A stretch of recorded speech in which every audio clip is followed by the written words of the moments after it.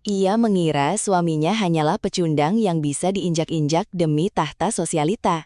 Namun saat tirai kebohongan terbuka di malam Grand Gala, Ia menyadari bahwa pria yang ia ludahi adalah pemilik dari setiap nafas kemewahan yang ia hirup. Kini, saat sang suami menghilang membawa kedamaian, ia hanya bisa meratapi sisa-sisa harga dirinya di balik apron pelayan yang kusam. sebuah akhir yang membuktikan bahwa langit tidak perlu berteriak untuk menunjukkan keagungannya. Apakah menurut kalian, Aris terlalu baik karena telah memaafkan Sarah di akhir cerita? Atau seharusnya Sarah mendapatkan hukuman yang lebih berat lagi? Diskusikan pendapat kalian di bawah. Berasal dari kota mana kalian? Silahkan tulis nama kota di komentar agar kita bisa saling kenal dengan dekat. Matahari sore menembus kaca jendela apartemen kecil yang pengap. Sarah berdiri di depan cermin besar, jemarinya dengan gemetar merapikan lipatan gaun satin merah marun yang tampak terlalu mewah untuk ruangan itu. Di sudut ruangan, Aris duduk tenang di atas kursi kayu yang sudah goyang. Jemarinya sibuk memperbaiki sol sepatu pantofelnya yang mulai menganga. Aris, bisakah kau berhenti melakukan itu? Kau membuatku malu hanya dengan melihatmu. Suara Sarah melengking, tajam seperti sembilu. Ia menoleh dengan tatapan jijik ke arah suaminya.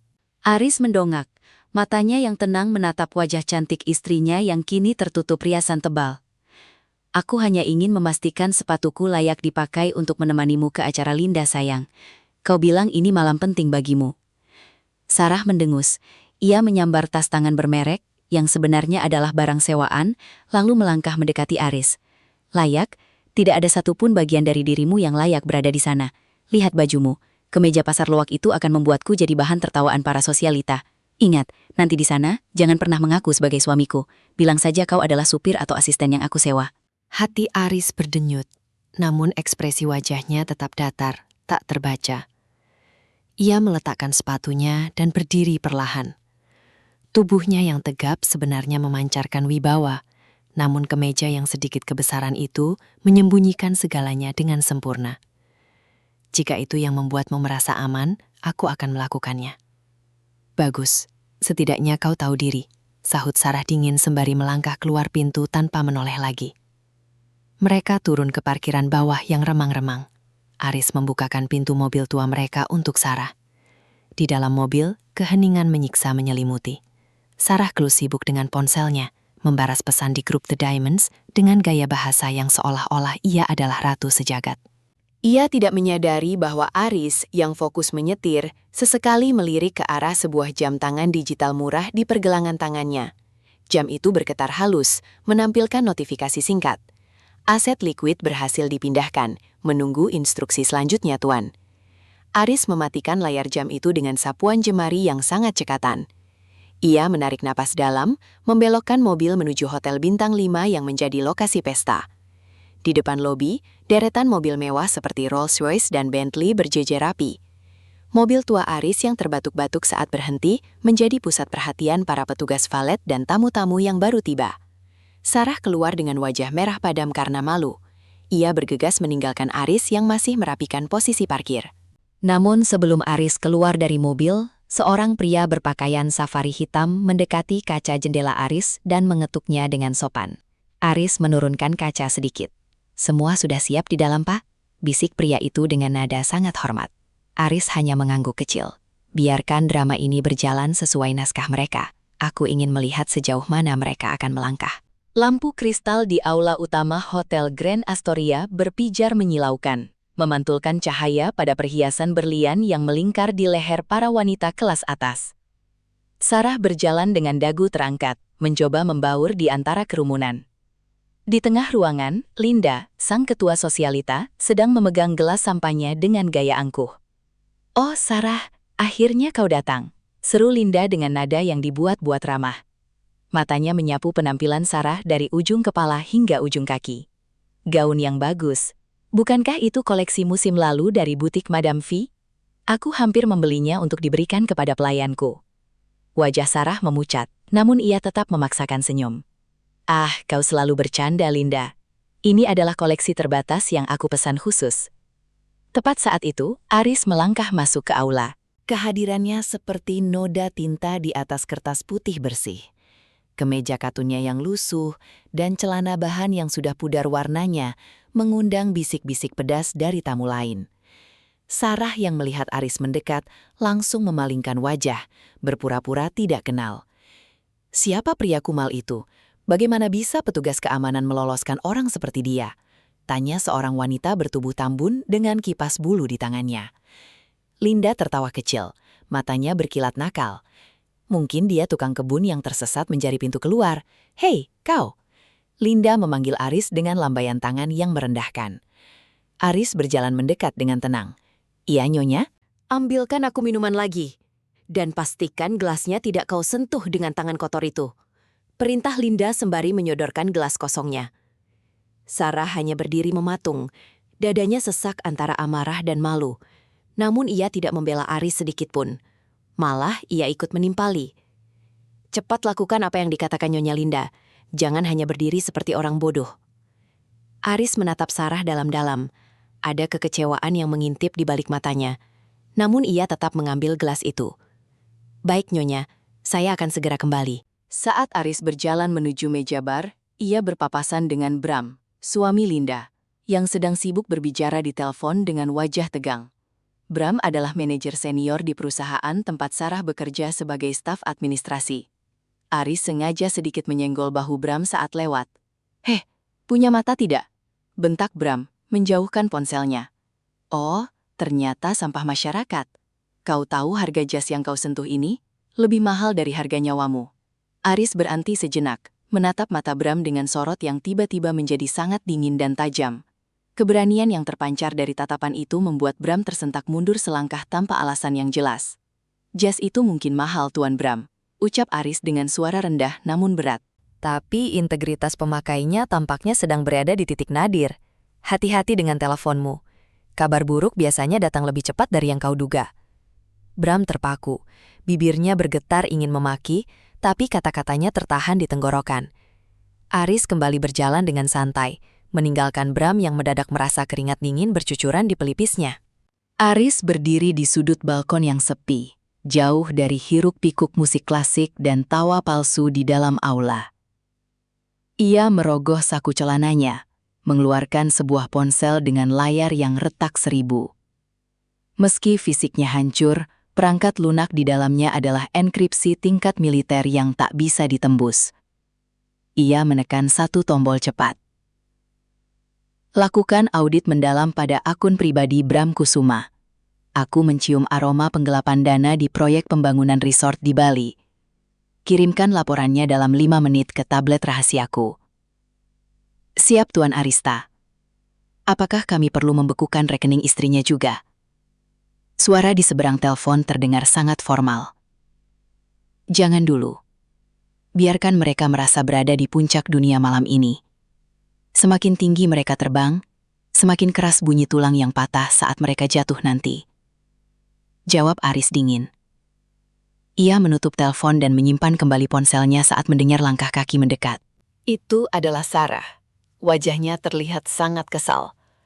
"Apa yang kau lakukan di sini? Bersembunyi seperti tikus?" Linda mencari minumannya. "Kau benar-benar tidak berguna, Aris. Bahkan menjadi pelayan pun kau gagal." Aris memutar tubuhnya, menatap Sarah yang tampak begitu asing di matanya. "Kenapa kau sangat peduli pada apa yang Linda pikirkan, Sarah? Dia tidak menghormatimu. Dia hanya menjadikanmu sebagai pengikut untuk memuaskan egonya." Sarah tertawa sinis, langkahnya mendekat hingga mereka hanya berjarak beberapa senti. "Hormat? Di dunia ini, Aris, hormat dibeli dengan uang. Sesuatu yang tidak pernah kau berikan padaku selama 5 tahun pernikahan kita. Aku muak hidup dalam kemiskinan bersamamu. Aku butuh koneksi. Aku butuh Bram untuk menaikkan posisinya agar aku bisa jadi direktur. Dan kau rela membiarkan suamimu dihina seperti sampah demi itu?" tanya Aris lirih. "Suamiku?" Sarah mendesis. "Mulai detik ini, di depan orang-orang itu, kau bukan suamiku. Aku sudah menceritakan pada mereka bahwa suamiku adalah seorang pengusaha sukses yang sedang berada di luar negeri. Dan kau hanyalah orang asing yang aku kasihani." Tepat setelah kalimat itu keluar dari bibir Sarah, sebuah notifikasi masuk ke jam tangan Aris. Laporan audit telah selesai. Aris tersenyum tipis, sebuah senyuman yang terlihat sangat mengerikan bagi siapapun yang mengenalnya sebagai si bos. Baiklah Sarah, jika itu pilihanmu, aku akan menghargainya. Tapi ingat, kebohongan adalah beban yang sangat berat. Aku harap kau sanggup menanggungnya saat semua ini runtuh, ucap Aris tenang. Sarah mengabaikan ucapan itu dan merampas gelas di tangan Aris, lalu melenggang pergi kembali ke dalam pesta. Aris melihat istrinya menjauh. Lalu ia mengeluarkan sebuah kartu hitam kecil dengan logo emas dari saku rahasia di dalam kemejanya. Ia menatap kartu itu sejenak sebelum memasukkannya kembali. Pesta belum benar-benar dimulai, namun Aris sudah tahu bagaimana ini akan berakhir. Di kejauhan, ia melihat Bram sedang berbisik panik kepada beberapa pengawal hotel. Seolah-olah ada tamu penting yang hilang yang harus segera ia temukan untuk menyelamatkan karirnya. Di dalam aula, suasana semakin memanas. Linda naik ke podium kecil dengan mikrofon di tangannya, memanggil semua perhatian tamu. Di sampingnya, Bram berdiri dengan wajah yang dipaksakan tersenyum, meski matanya terus melirik ke pintu masuk seolah menunggu seseorang yang sangat krusial. Hadirin sekalian, terima kasih telah hadir. Suara Linda menggema. Malam ini bukan hanya soal ulang tahunku, tapi suamiku, Bram, punya kejutan besar. Perusahaan Nexus Corp, raksasa properti itu, kabarnya akan mengirimkan perwakilan malam ini untuk menandatangani kontrak kerjasama besar dengan perusahaan kami. Tepuk tangan meriah membahana. Sarah ikut bertepuk tangan paling keras, matanya berbinar membayangkan bonus dan promosi yang dijanjikan Bram jika kesepakatan ini berhasil. Namun sebelum itu, Linda melirik ke arah Aris yang sedang berdiri di dekat meja buffet. Aku ingin memberikan hiburan kecil. Ada seorang pria di sini yang tampaknya sangat lapar hingga memakan semua hidangan pembuka kita.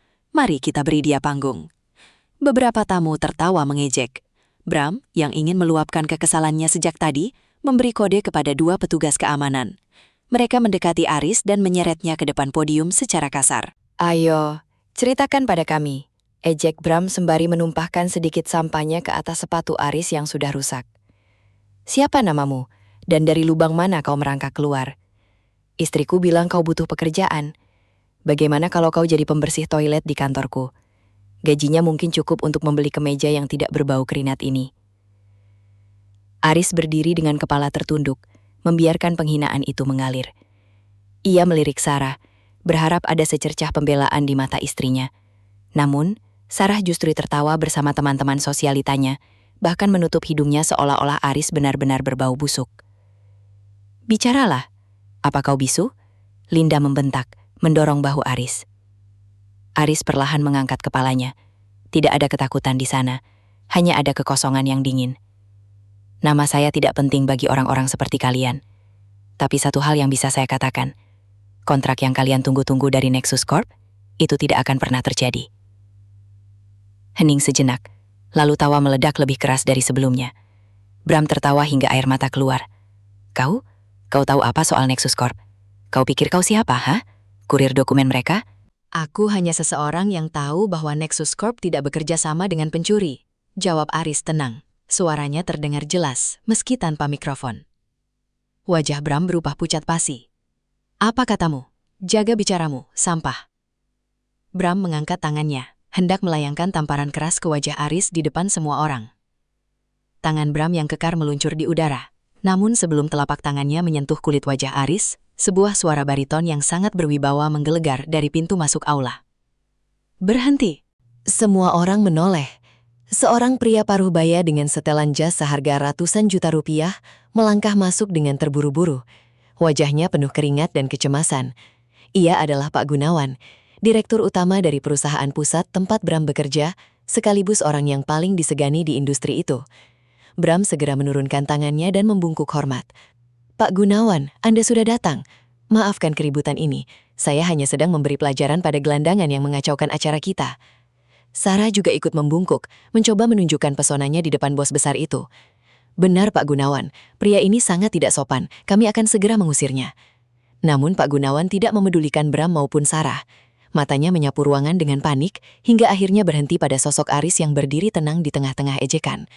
Pak Gunawan berlari kecil mendekati Aris, dan di hadapan ratusan pasang mata yang terbelalak, sang direktur utama itu membungkuk dalam-dalam hingga pinggangnya menekuk sempurna. Tuan Arista, maafkan keterlambatan saya. Saya baru saja menerima kabar Anda sudah berada di sini sendirian. Suara Pak Gunawan bergetar karena takut. Aula yang tadinya bising mendadak sunyi senyap, bahkan suara denting gelas pun tak terdengar. Linda menjatuhkan gelas sampanyanya hingga pecah berkeping-keping. Sarah merasa jantungnya seolah berhenti berdetak. Ia menatap Aris, suaminya yang selama ini ia rendahkan, yang kini ditatap dengan penuh pengabdian oleh orang paling berkuasa di kantornya. Aris memperbaiki kerah kemejanya yang sedikit berantakan akibat tarikan petugas keamanan tadi. Ia menatap Pak Gunawan dengan datar. Kau terlambat 10 menit, Gunawan. Dan di sini, aku baru saja ditawari pekerjaan sebagai pembersih toilet oleh salah satu manajermu. Pak Gunawan tersentak. Wajahnya berubah dari pucat menjadi merah padam karena amarah. Ia berbalik dan menatap Bram dengan sorot mata yang seolah ingin membunuhnya. Bram Kusuma, apa yang baru saja kau lakukan pada pemilik saham mayoritas Nexus Corp? Bram gemetar hebat. Kakinya lemas hingga ia jatuh terduduk di lantai. Pemilik saham, Tuan Arista, tidak mungkin. Dia hanya suami Sarah yang miskin. Aris melangkah maju, mendekati Sarah yang kini tampak ingin menghilang dari muka bumi. Aris tersenyum sangat tipis, sebuah senyuman yang lebih menyakitkan daripada tamparan manapun. Sarah, kau bilang kau butuh koneksi untuk jadi direktur, kan? Bisik Aris tepat di telinga Sarah yang gemetar. Selamat. Kau baru saja menghancurkan satu-satunya koneksi yang paling kau butuhkan. Aris kemudian berbalik menuju pintu keluar. Namun ia berhenti sejenak dan menoleh ke arah Pak Gunawan.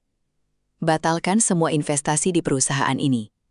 Dan Gunawan, bawa bukti penggelapan dana Bram ke kantor polisi malam ini juga. Aris melangkah pergi meninggalkan aula yang kini penuh dengan kekacauan. Sementara Sarah hanya bisa merosot jatuh ke lantai. Menyadari bahwa kehidupan mewahnya telah berakhir tepat saat ia mengira itu baru saja dimulai. Di luar hotel, sebuah mobil limusin hitam panjang sudah menunggu dengan pintu terbuka. Pintu mobil limusin hitam itu tertutup dengan dentuman pelan yang terdengar seperti suara palu hakim bagi Sarah. Ia berdiri mematung di lobi hotel, napasnya memburu, sementara butiran keringat dingin merusak riasan mahal di wajahnya. Di sampingnya, Linda masih memegang potongan gelas pecah dengan tangan gemetar, sementara Bram terduduk lemas, matanya kosong menatap lantai marmer yang berkilau. Di dalam limusin yang melaju tenang, Aris menyandarkan punggungnya pada kursi kulit premium. Ia melepas kemeja lusuhnya, menampakkan kaos dalam hitam yang membungkus tubuh atletisnya. Seorang pria muda berkacamata, asisten pribadi Aris bernama Rico, menyodorkan sebuah tablet transparan.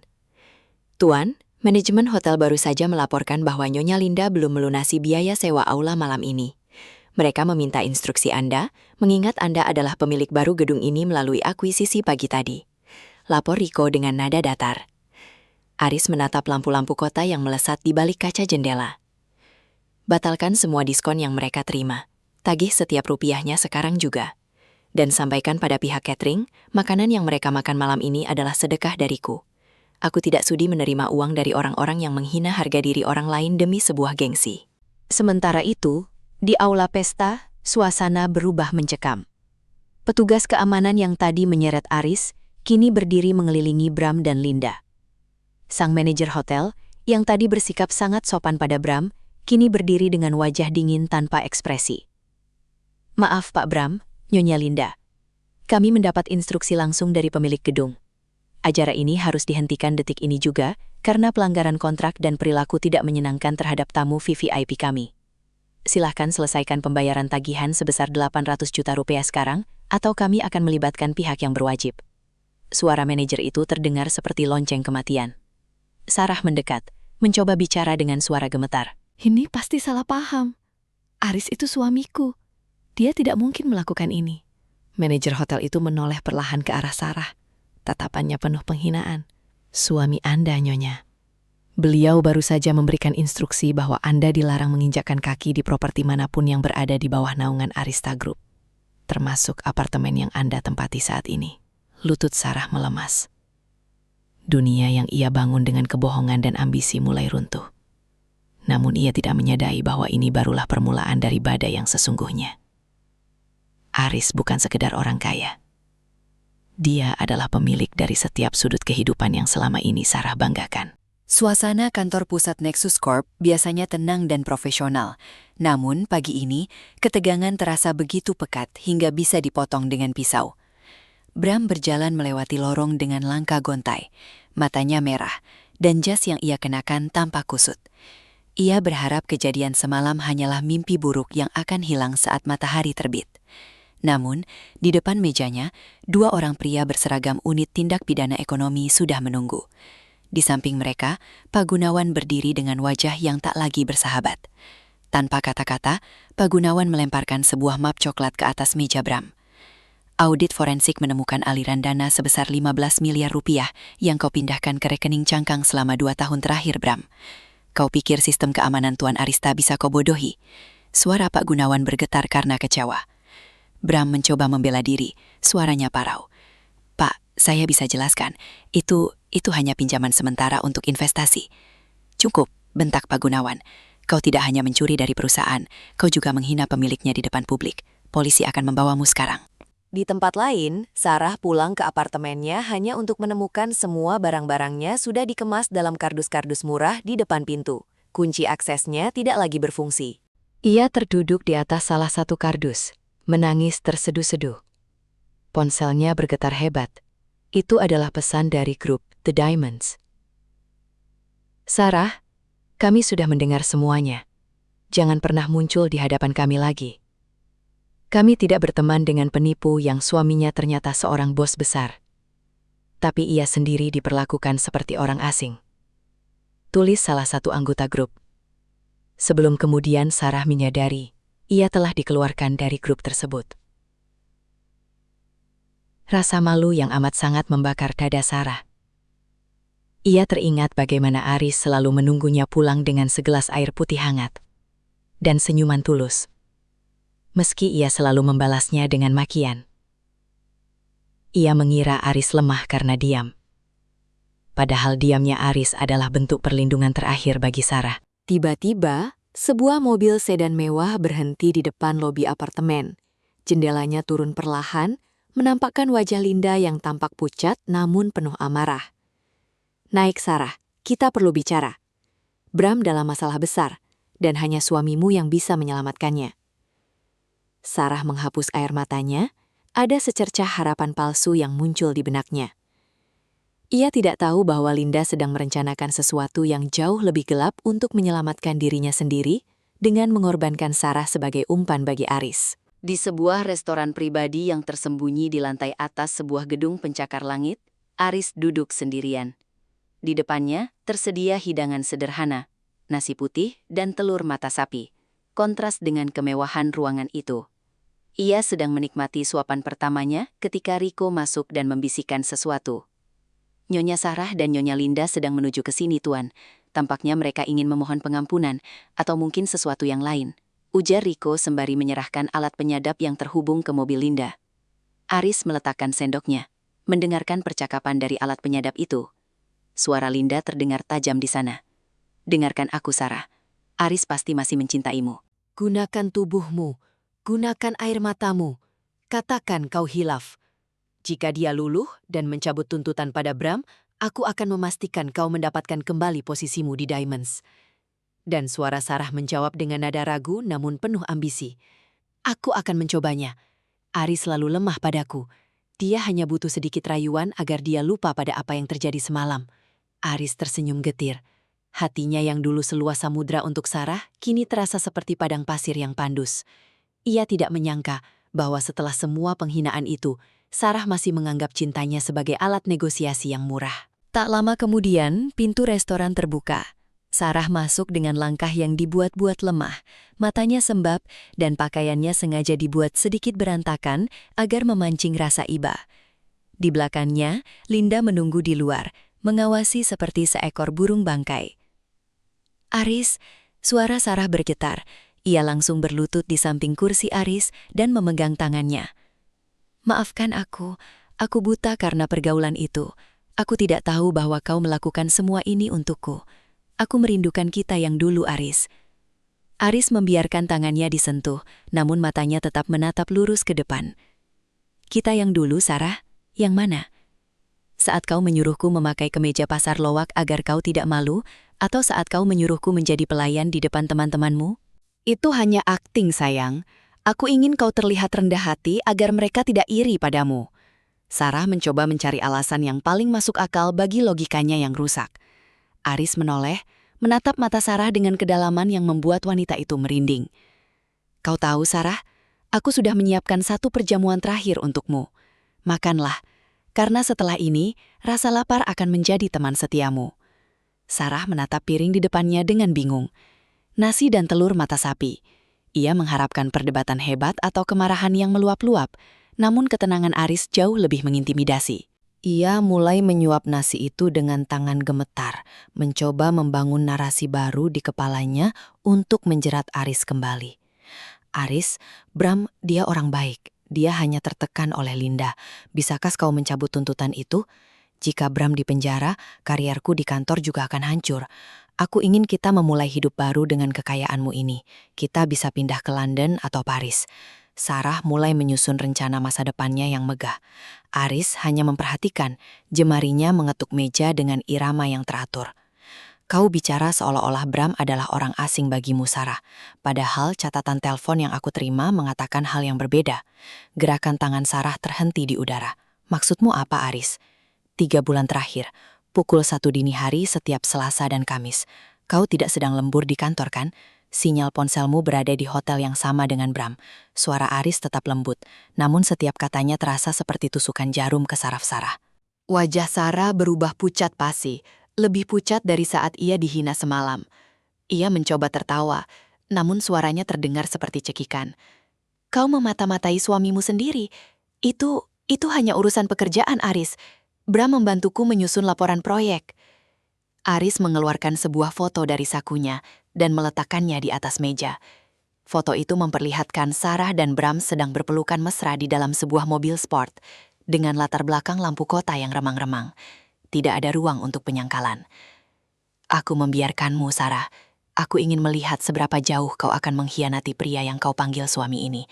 Dan ternyata kau melampaui ekspektasiku. Aris berdiri, merapikan jasnya yang mahal. Di luar ruangan, Linda tiba-tiba masuk dengan wajah panik. Sarah, polisi baru saja menelepon. Bram sudah mengaku semuanya, tapi dia bilang semua ide penggelapan dana itu berasal darimu. Dia bilang kau yang membujuknya agar kalian bisa lari bersama. Sarah terbelalak, menatap Linda, lalu menatap Aris bergantian. Apa? Itu bohong. Bram yang memaksaku. Dia bilang dia akan memecatku jika aku tidak mau membantunya. Kekacauan pecah di ruangan mewah itu. Dua wanita yang dulunya merasa paling berkuasa di lingkaran sosialita, kini saling tunjuk dan memaki. Sementara Aris hanya berdiri mematung, menyaksikan kehancuran moral di depannya dengan rasa muak yang sudah mencapai puncaknya.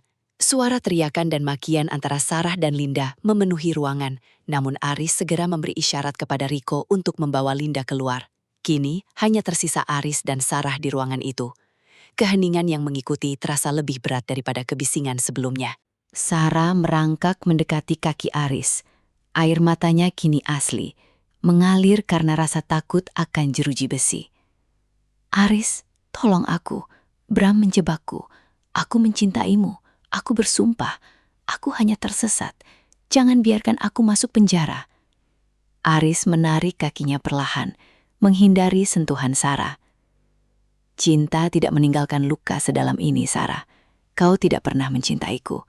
Kau mencintai bayangan tentang diriku yang bisa kau kendalikan. Dan saat kau tahu aku punya kuasa, kau ingin mengendalikan kuasa itu juga. Aris berjalan menuju jendela besar yang menampilkan pemandangan kota. Tahu kenapa aku tidak langsung menceraikanmu saat tahu kau berselingkuh dengan Bram 3 bulan lalu? Sarah menggeleng lemah, bahunya terguncang hebat karena tangisan. Karena aku ingin memberimu kesempatan untuk memilih. Malam pesta itu adalah ujian terakhirmu. Jika saja kau membelaku sedikit saja saat Linda menghinaku, aku akan memaafkan perselingkuhanmu dan memberikanmu setengah dari asetku untuk memulai hidup baru. Tapi kau, Aris berbalik, matanya berkilat tajam. Kau justru ikut meludahiku. Aris menekan sebuah tombol di meja, pintu terbuka, dan 2 orang polwan masuk ke dalam ruangan.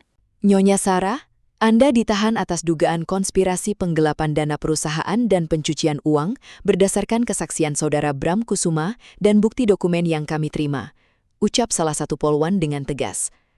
Saat borgol dingin melingkar di pergelangan tangan Sarah, ia berteriak histeris, memanggil nama Aris berulang kali. Namun Aris tetap berdiri diam, menatap kosong ke arah langit malam yang gelap. Namun tepat sebelum Sarah dibawa keluar, Aris membisikkan sesuatu yang membuat langkah Sarah terhenti dan jantungnya seolah copot. Ada satu hal lagi, Sarah. Bram tidak mencintaimu. Dia memberikan semua bukti itu padaku pagi ini, sebagai pertukaran agar hukumannya dikurangi. Dia sudah mengkhianatimu jauh sebelum kau mengkhianatiku. Sarah dibawa pergi dengan raungan penyesalan yang menggema di seluruh lantai gedung. Aris kembali duduk di kursinya, menatap nasi dan telur yang belum habis. Ia mengambil satu suapan terakhir, lalu meletakkan sendoknya untuk selamanya. Di meja itu, sebuah surat cerai sudah ditandatangani olehnya, menunggu untuk diproses. Panggung sandiwara pertama telah usai, namun Aris tahu, di luar sana masih ada orang-orang yang mengincar posisinya, menggunakan kehancuran Sarah sebagai batu loncatan. Dinding ruang kunjungan penjara itu berwarna abu-abu kusam, memantulkan cahaya lampu neon yang berkedip menyedihkan. Sarah duduk di balik kaca pembatas. Wajahnya yang dulu dipuja-puja, kini pucat tanpa riasan. Rambutnya kusam, dan seragam oranye yang dikenakannya tampak terlalu besar untuk tubuhnya yang mulai mengurus. Di depannya, Aris berdiri tegak, masih dengan aura dingin yang sama. "Kau datang untuk menertawakanku, Aris." Suara Sarah terdengar serak, nyaris hilang. Aris tidak segera menjawab. Ia menatap telapak tangan Sarah yang kini kasar karena pekerjaan wajib di dalam sel. "Aku datang untuk memberikan ini." Aris menggeser sebuah map kecil melalui celah di bawah kaca. "Ini adalah bukti pembayaran seluruh hutang orang tuamu di desa. Aku tahu, alasanmu mendekati Bram awalnya adalah karena ancaman penagih hutang yang dikirim oleh seseorang." Sarah tertegun, matanya membelalak lebar. Kau tahu?" Aku tahu segalanya, Sarah. Aku tahu kau tidak hanya haus harta, tapi kau juga ketakutan. Namun ketakutanmu membuatmu menjadi monster yang lebih buruk dari orang yang mengancammu. Aris menarik napas panjang. Hanya saja, ada satu hal yang belum ku tahu. Siapa pria bernama Adrian yang sering menghubungimu sebelum kau bertemu Bram? Mendengar nama itu, tubuh Sarah mendadak gemetar hebat. Ia menatap sekeliling dengan panik, seolah-olah dinding penjara itu memiliki telinga. "Jangan sebut nama itu, Aris. Jika dia tahu kau mencarinya, dia tidak akan ragu menghancurkanmu seperti dia menghancurkan keluargaku. Pergilah, jangan pernah kembali lagi ke sini." Aris bangkit dari kursinya, sedikit pun tidak menunjukkan rasa takut. "Dia sudah mencoba menghancurkanku lewat kau dan Bram, Sarah, tapi dia gagal. Katakan padanya, jika kau sempat bertemu dengannya di dalam mimpimu, bahwa Arista Pradipta tidak suka bermain-main dengan bayangan." Aris melangkah keluar, meninggalkan Sarah yang menangis histeris sembari memukuli kaca pembatas. Di luar penjara, hujan mulai turun membasahi bumi. Rico sudah menunggu di samping mobil dengan payung terbuka. "Tuan, Adrian sedang bersiap untuk menghadiri Grand Gala malam ini. Dia yakin bahwa setelah kehancuran Bram, posisi direktur utama akan jatuh ke tangannya, karena dia memegang dukungan dari Dewan Komisaris Lama," lapor Rico dengan nada serius. Aris menatap rintik hujan yang jatuh di ujung payungnya. Biarkan dia merasa menang. Seekor serigala hanya akan menampakkan taringnya saat ia merasa mangsanya sudah terpojok. Kita akan lihat siapa yang sebenarnya menjadi mangsa di pesta itu nanti. Kantor pusat Arista Group terlihat seperti sarang lebah yang sibuk. Di lantai paling atas, di sebuah ruangan yang penuh dengan barang-barang antik dan mahal, seorang pria bernama Adrian duduk dengan angkuh. Ia menyesap cerutu mahalnya sembari menatap foto Arista Pradipta yang hanya tampak punggungnya saja di layar monitor. "Jadi, ini si misterius yang mengacaukan rencana kita di malam pesta Linda?" Adrian bertanya pada asistennya dengan nada meremehkan. "Benar, Tuan. Tapi anehnya, tidak ada yang pernah melihat wajahnya secara langsung kecuali Gunawan dan beberapa orang kepercayaannya. Dia selalu bergerak di balik layar," jawab sang asisten dengan ragu. Adrian tertawa. Suara tawanya terdengar kering dan jahat. Dia hanyalah anak manja yang beruntung mewarisi kekayaan ayahnya. Dia pikir dengan memenjarakan Bram dan Sarah, dia sudah menang. Dia tidak tahu bahwa Bram hanyalah pion kecil. Malam ini, di Grand Gala, aku akan menunjukkan pada dunia siapa sebenarnya pemilik sah dari kerajaan ini melalui pemungutan suara dewan. Di sisi lain kota, Aris sedang berada di sebuah panti asuhan tua. Ia duduk di lantai bersama anak-anak, membantu mereka menyusun balok-balok mainan. Tidak ada jejak kemarahan atau kekejaman di wajahnya. Ia tampak seperti pria sederhana yang dulu dikenal Sarah, sebelum ambisi membutakan segalanya. Seorang ibu panti mendekati Aris dan memberikan secangkir teh hangat. "Nak Aris, kau tampak sangat terbebani hari ini. Apakah ada masalah?" Aris tersenyum tipis, sebuah senyuman tulus yang jarang ia perlihatkan. "Hanya sedikit urusan yang harus diselesaikan, Bu. Kadang kita harus menghancurkan sesuatu yang rusak, agar bisa membangun sesuatu yang lebih baik di atasnya. Hati-hati, Nak. Pohon yang paling tinggi adalah yang paling keras terkena angin." Pesan ibu panti itu dengan lembut. Aris mengangguk. Namun pikirannya sudah melayang ke arah Grand Gala. Ia tahu Adrian bukan lawan sembarangan. Adrian adalah orang yang secara sistematis merusak integritas perusahaannya dari dalam selama bertahun-tahun. Saat jam tangannya bergetar menunjukkan pukul 6 sore, Aris berdiri dan berpamitan. Ia masuk ke dalam mobil, di mana sebuah kotak jas berbahan beludru hitam sudah menunggu. Di dalamnya bukan sekedar jas mahal, tapi adalah simbol kekuasaan yang selama ini ia sembunyikan dengan sangat rapat. Saat mobil melaju menuju lokasi gala, Aris menatap sebuah cincin emas tua di jarinya, peninggalan ayahnya yang berbisik tentang tanggung jawab dan pengorbanan. Grand Ballroom Hotel Mulia telah disulap menjadi hutan kristal yang megah. Para pengusaha papan atas, pejabat pemerintah, dan sosialita papan atas berkumpul dengan pakaian terbaik mereka. Adrian berdiri di tengah kerumunan, dikelilingi oleh para dewan komisaris yang sudah ia suap dan ia intimidasi. Hadirin sekalian, sebelum kita memulai acara utama, saya ingin menyampaikan sebuah kabar duka bagi integritas perusahaan kita. Suara Adrian menggema melalui pengeras suara, mencuri perhatian semua orang. Seperti yang kalian tahu, skandal penggelapan dana yang melibatkan Bram Kusuma telah mencoreng nama baik kita. Hal ini terjadi karena kepemimpinan yang absen dari pemilik saham mayoritas kita yang pengecut, Arista Pradipta. Bisik-bisik mulai memenuhi ruangan. Pak Gunawan yang berdiri di sudut ruangan mengepalkan tinjunya. Namun ia tetap diam sesuai instruksi Aris. Oleh karena itu, lanjut Adrian dengan senyum kemenangan. Malam ini, Dewan Komisaris telah sepakat untuk melakukan mosi tidak percaya dan mengalihkan wewenang operasional sepenuhnya kepada saya. Kita tidak butuh hantu untuk memimpin perusahaan ini. Kita butuh tangan besi. Tiba-tiba, pintu besar aula terbuka perlahan. Semua mata tertuju ke sana. Namun, yang muncul bukan seorang pria dengan jas mewah, melainkan seorang wanita tua yang tampak sangat sederhana, bahkan cenderung miskin. Ia memegang sebuah amplop coklat yang sudah lecek. Itu adalah Ibu Sarah. Wajahnya penuh kerutan dan matanya basah oleh air mata. Ia berjalan tertatih-tatih menuju panggung, membuat para petugas keamanan bingung apakah harus mengusirnya atau tidak. "Tuan Adrian," suara wanita tua itu bergetar. "Saya hanya ingin memberikan ini, surat yang dikirimkan putri saya, Sarah, dari dalam penjara. Dia bilang Anda yang menyuruhnya untuk menjebak menantu saya, Aris. Dia bilang Anda yang mengancam akan membunuh kami di desa jika dia tidak menuruti keinginan Anda." Suasana mendadak hening. Adrian tertawa canggung, mencoba menutupi kepanikan yang mulai merayap di dadanya. "Ibu tua, kau pasti salah paham. Siapa yang membiarkan orang gila ini masuk ke sini? Keamanan, segera bawa dia keluar."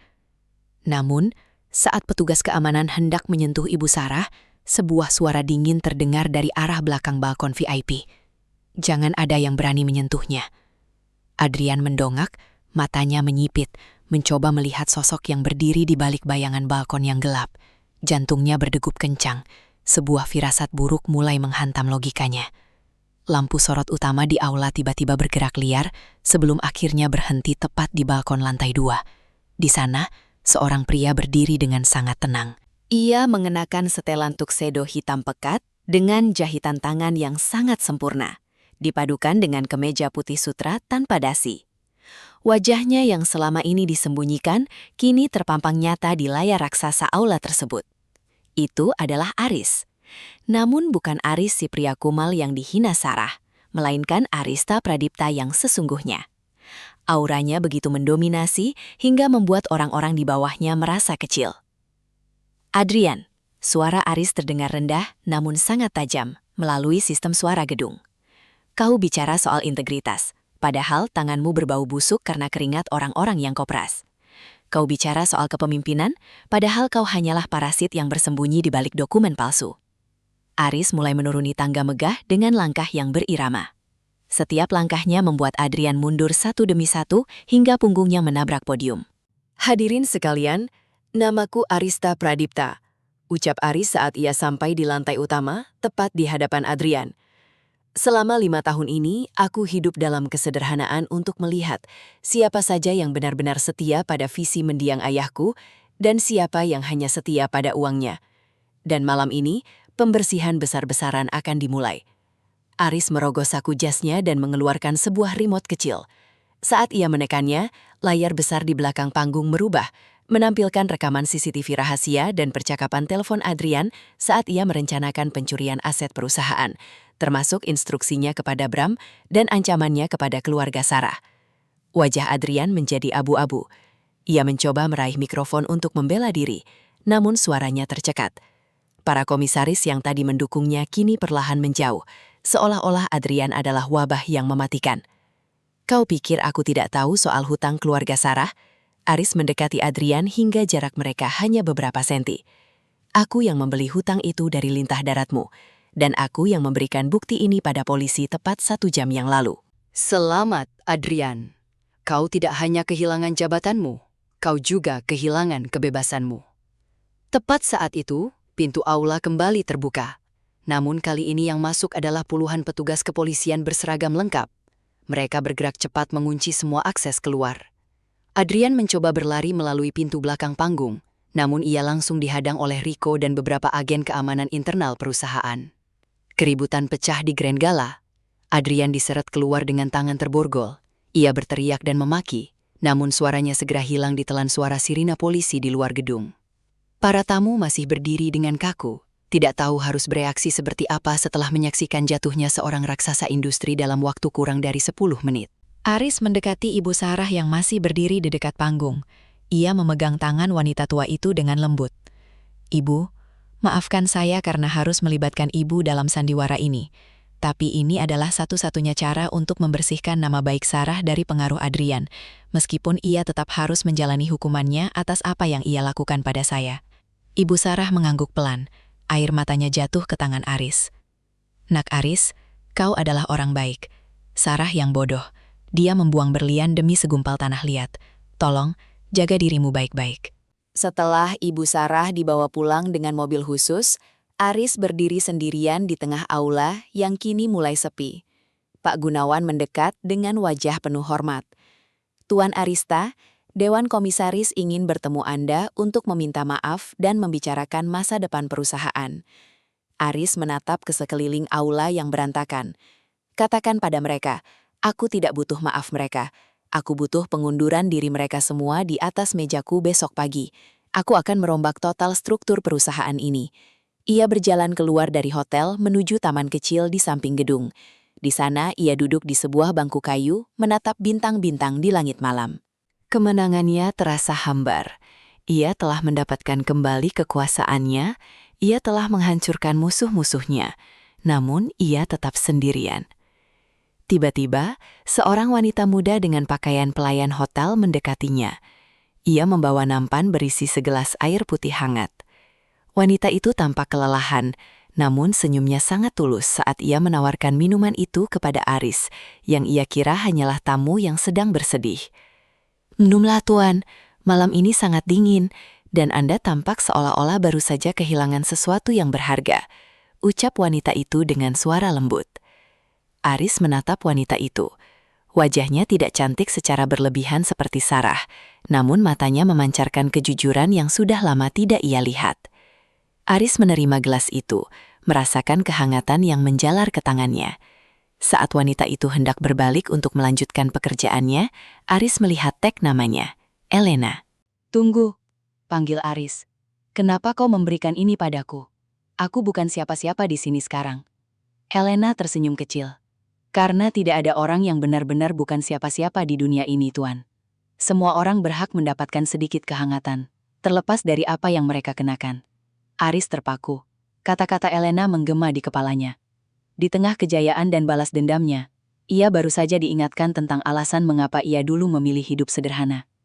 Namun, sebelum ia sempat bertanya lebih lanjut, terdengar suara keributan dari arah lobi hotel yang membuat Elena terkejut dan menjatuhkan nampaknya. Suara pecahan piring yang dijatuhkan Elena tadi masih berdenting di telinga Aris. Seorang supervisor hotel berwajah ketus segera datang dan mencengkram lengan Elena. "Dasar ceroboh, kau tahu berapa harga nampan ini? Gaji sebulanmu tidak akan cukup untuk menggantinya." Teriak pria itu tanpa peduli pada keramaian yang mulai bubar. Elena menunduk dalam, air matanya jatuh ke atas ragamnya yang kotor. "Maaf Pak, saya tadi terkejut melihat keributan di lobi. Saya akan menggantinya, tolong jangan pecat saya." Aris berdiri perlahan dari bangku taman. Langkahnya yang mantap membawa ia mendekati supervisor tersebut. "Lepaskan tangannya," ucap Aris datar, namun dengan nada yang tidak menerima penolakan. Supervisor itu menoleh, hendak memaki, namun ia langsung terdiam saat mengenali wajah Aris yang baru saja terpampang di semua layar besar hotel. Tubuhnya gemetar hebat. Tuan Arista, mohon maaf, saya tidak tahu Anda ada di sini. Saya hanya sedang memberi pelajaran pada pelayan malas ini." Aris menatap pria itu dengan dingin. "Pelayan ini memberikan segelas air hangat saat aku sedang haus, sementara kau memberikan kebisingan saat aku butuh ketenangan. Siapa sebenarnya yang lebih berguna di sini?" Aris mengeluarkan selembar kartu nama emasnya. "Mulai besok, kau tidak perlu datang lagi ke hotel ini. Dan untuk Elena, bawa dia ke ruang administrasi, berikan dia kompensasi atas ketidaknyamanan ini, dan tawarkan posisi yang lebih layak di kantorku." Elena mendongak, matanya yang basah menatap Aris dengan bingung. "Tuan, kenapa Anda melakukan ini? Saya bukan siapa-siapa. Kau adalah orang pertama dalam 5 tahun terakhir yang menolongku tanpa tahu siapa aku sebenarnya, Elena," jawab Aris sembari tersenyum tipis. "Kejujuranmu lebih berharga daripada piring kristal manapun." Namun di balik kebaikan itu, Aris menyimpan sebuah rahasia. Ia meminta Rico untuk menyelidiki latar belakang Elena secara mendalam. Ia tidak ingin terjatuh ke dalam lubang yang sama seperti saat ia bersama Sarah. Namun, hasil penyelidikan Rico malam itu mengungkapkan sesuatu yang mengejutkan. Elena adalah putri dari seorang sopir pribadi yang dulu bekerja untuk ayah Aris, pria yang meninggal dalam kecelakaan misterius 10 tahun silam. Aris duduk di ruang kunjungan penjara untuk terakhir kalinya. Kali ini, ia membawa sebuah map biru yang berisi dokumen perceraian yang sudah diputus oleh pengadilan. Di depannya, Sarah tampak seperti bayangan dari dirinya yang dulu. Tidak ada lagi kilau sosialita, yang ada hanyalah seorang wanita yang jiwanya telah mati. "Tanda tangani ini, Sarah. Dengan ini, hubungan kita secara hukum berakhir." Aris meletakkan dokumen itu di atas meja. Sarah mengambil pulpen dengan tangan gemetar. Sebelum menandatangani, ia menatap Aris dengan mata berkaca-kaca. "Aris, sebelum aku benar-benar kehilanganmu, katakan padaku, apakah semua kehidupan miskin kita selama 5 tahun ini hanyalah ujian untukku?" Aris terdiam sejenak, menatap dinding penjara yang dingin. "Bukan hanya ujian untukmu, Sarah, tapi itu adalah perlindungan. Ayahku dibunuh oleh kartel korporasi yang dipimpin oleh ayah Adrian. Aku harus memalsukan kematianku, mengubah identitasku, dan hidup di bawah radar agar bisa mengumpulkan bukti untuk menghancurkan mereka dari dalam. Aku memilih hidup sederhana bersamamu karena aku pikir di sanalah tempat teraman bagi kita berdua." Sarah terbelalak, seluruh tubuhnya mendadak lemas. "Jadi," saat Aris berjalan menuju pintu keluar, Sarah berteriak dari balik jeruji, "Aris, apakah kau pernah benar-benar mencintaiku?" Aris berhenti sejenak, namun ia tidak menoleh. "Aku mencintai Sarah yang dulu menolongku saat aku lapar di pinggir jalan 10 tahun lalu. Tapi wanita itu sudah lama mati, terkubur oleh gaun-gaun mahal dan janji palsu para sosialita." Aris melangkah keluar, meninggalkan masa lalunya yang paling menyakitkan di balik jeruji besi. Ia tahu, pengungkapan identitas aslinya bukan hanya soal balas dendam, tapi soal menutup luka lama yang selama ini ia biarkan menganga. Namun sebuah telepon dari Rico menghentikan langkahnya di parkiran. Elena tiba-tiba menghilang setelah menerima pesan misterius dari sisa-sisa anak buah Adrian. Aris tidak membuang waktu. Dengan kekuasaannya, ia menggerakkan seluruh jaringan keamanan Arista Group. Ternyata, Elena diculik dan dibawa ke sebuah gudang tua di pinggiran kota. lokasi yang sama di mana ayah Aris kehilangan nyawanya 10 tahun lalu. Adrian, meski di balik penjara, ternyata masih memiliki antek-antek yang setia karena utang budi. Aris tiba di lokasi tanpa membawa polisi. Ia ingin menyelesaikan ini secara pribadi. Di dalam gudang yang gelap, Elena terikat di sebuah kursi dengan mulut dilakban. Di hadapannya, berdiri 2 orang pria berwajah sangar yang memegang jerigen bensin. Tuan Arista, Anda datang tepat waktu untuk melihat sejarah terulang kembali. Ejek salah satu pria itu sembari menyalakan korek api. Aris berjalan masuk dengan tenang, meskipun jantungnya berdegup kencang. Kalian tidak ingin membunuhnya. Kalian hanya ingin uang. Katakan berapa yang Adrian janjikan pada kalian. Aku akan menggandakannya 10 kali lipat. Ditambah tiket ke luar negeri secara gratis. Kedua pria itu saling pandang. Keraguan muncul di mata mereka. Namun, Aris bergerak lebih cepat. Ia memberikan isyarat pada Rico yang sudah bersiaga di atap gudang. Dalam hitungan detik, bom asap meledak, membutakan para penculik.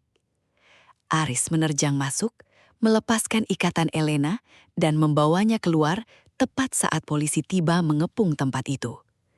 Di pelukan Aris, Elena menangis ketakutan. "Tuan, kenapa Anda mempertaruhkan nyawa untuk saya?" Aris menatap mata Elena, melihat kejujuran yang sama dengan ayahnya dulu. "Karena aku tidak akan membiarkan sejarah merenggut orang baik untuk kedua kalinya." Setelah kejadian itu, Aris melakukan sesuatu yang mengejutkan seluruh dunia bisnis. Ia mengumumkan pengunduran dirinya sebagai CEO Arista Group. Ia menyerahkan seluruh operasional kepada Pak Gunawan dan mengubah perusahaan itu menjadi sebuah yayasan nirlaba yang fokus pada bantuan hukum bagi rakyat kecil yang tertindas oleh korporasi. Aris memutuskan untuk benar-benar menghilang.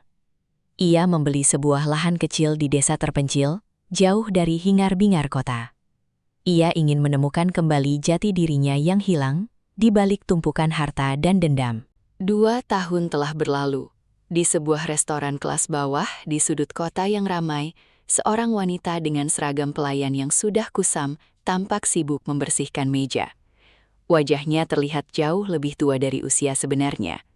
Ia adalah Sarah, yang baru saja bebas bersyarat karena kelakuan baiknya di penjara. Kini, roda nasib benar-benar berputar. Sarah yang dulu menghina pelayan, kini harus menelan ludah setiap kali ada pelanggan yang memaki karena pelayanannya yang lambat. Ia hidup di sebuah rumah kontrakan sempit, sangat jauh dari kemewahan apartemen yang dulu ia banggakan. Suatu sore, sebuah mobil pick-up tua berhenti di depan restoran. Seorang pria turun dengan pakaian petani sederhana, celana jeans kusam dan kaos oblong. Pria itu masuk ke restoran dan duduk di salah satu sudut. Sarah mendekati meja itu tanpa melihat wajah pelanggannya. "Mau pesan apa, Pak?" tanya Sarah dengan suara datar. Kepalanya menunduk sembari menyiapkan catatan. "1 gelas teh hangat." "Tanpa gula," jawab pria itu. Sarah tertegun. Suara itu, suara yang dulu selalu menyambutnya setiap pulang kerja.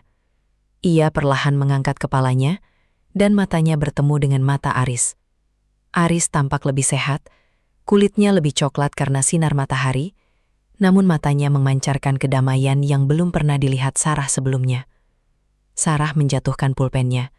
Air matanya seketika tumpah. Ia tidak berani bicara. Ia hanya bisa menatap Aris dengan rasa malu yang membakar seluruh pori-porinya. Ia teringat bagaimana ia menghina Aris di depan Linda, bagaimana ia berselingkuh dengan Bram, dan bagaimana ia membuang pria sehebat ini demi sampah. Aris tidak menghina, tidak pula mencaci. Ia hanya menatap Sarah dengan sorot mata yang penuh pengampunan. "Kau bekerja keras, Sarah. Itu awal yang baik." "Aris, maafkan aku." Hanya itu yang sanggup keluar dari bibir Sarah sebelum ia terisak hebat di depan semua pelanggan.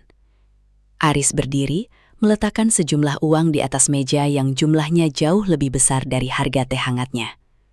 "Simpan kembaliannya. Gunakan untuk memulai hidup yang lebih jujur. Aku sudah memaafkanmu sejak lama, Sarah." Tapi kita tidak bisa kembali ke masa lalu.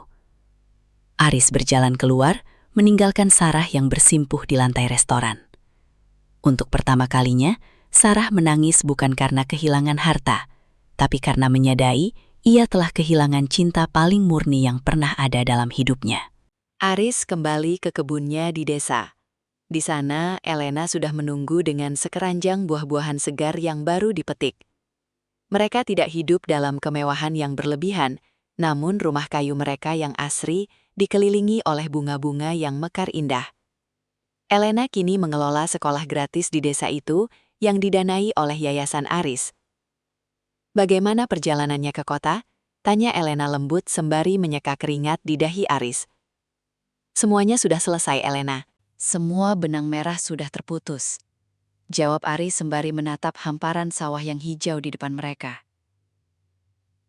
Namun, ada satu hal yang tidak pernah Aris ceritakan pada siapapun, termasuk Elena. Di ruang kerjanya yang kecil, terdapat sebuah brankas rahasia. Di dalamnya bukan berisi emas atau surat berharga, melainkan sebuah jurnal kecil milik mendiang ayahnya. Di halaman terakhir jurnal itu, ayahnya menulis, "Kekayaan sejati bukan pada apa yang kau miliki, tapi pada seberapa berani kau melepaskannya untuk menjaga harga dirimu." Aris menutup mata sejenak, merasakan hembusan angin desa yang sejuk. Ia merasa ayahnya kini bisa beristirahat dengan tenang. Ia telah membersihkan nama keluarganya tanpa menjadi monster seperti musuh-musuhnya. Tiba-tiba, seorang anak kecil dari desa berlari mendekati Aris. "Tuan Aris, ada seorang pria kaya dengan mobil mewah di ujung jalan. Dia mencari Anda. Katanya dia ingin menawarkan kerjasama bisnis miliaran rupiah." Aris tersenyum kecil. Ia menatap Elena, lalu menatap anak kecil itu. Katakan padanya, pria yang dia cari sudah lama meninggal. Di sini yang ada hanyalah seorang tukang kebun yang sedang bahagia. Aris dan Elena berjalan masuk ke dalam rumah, menutup pintu perlahan. Di kejauhan, mobil mewah itu tampak kontras dengan kesederhanaan desa tersebut, sebuah simbol dari dunia yang sudah lama ditinggalkan Aris. Kamera menjauh, memperlihatkan sebuah papan kecil di depan rumah Aris yang bertuliskan, "Harta bisa dicari, harga diri tak bisa dibeli." Di sebuah sudut kota yang lain, tampak seorang wanita mirip Sarah sedang mengajar anak-anak jalanan membaca di bawah kolong jembatan, menunjukkan bahwa pengampunan Aris telah menumbuhkan benih kebaikan di tanah yang paling gersang sekalipun. Sebuah lingkaran yang sempurna, di mana setiap orang akhirnya menemukan tempat yang layak sesuai dengan isi hati mereka.